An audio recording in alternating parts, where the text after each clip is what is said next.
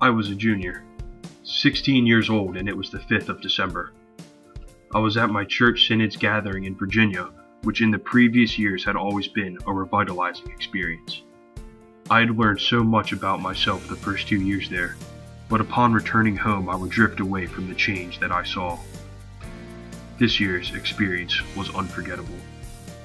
I spent that weekend with the most amazing people, hearing their stories and befriending them. During the last night of the gathering, emotions began to come out that individuals had regarding their personal struggles and even struggles with holding onto life.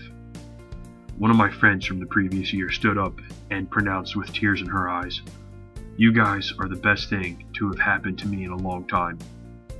I am in a bad place." And then she paused. And within the past few weeks, I had attempted to take my own life. Her best friend was beside her and stood up as well. My assumption was to embrace her and comfort her for her bravery. But then she began to speak, saying, "In the past few months, I have had some of the same problems as her, and also have failed while attempting suicide." My entire body had chills reverberating the heartbreaking words, and there was nothing but silence. Another girl stood up and said, "I too have attempted to take my own life in the past year." Gut-wrenching silence. I spoke, and thinking back on it, I don't know how these words possibly flowed, or how these words ended up being an adequate response. I said, "I'm so glad that God has been able to bring everyone here together, giving us chances to help each other. All of you are still alive for a reason.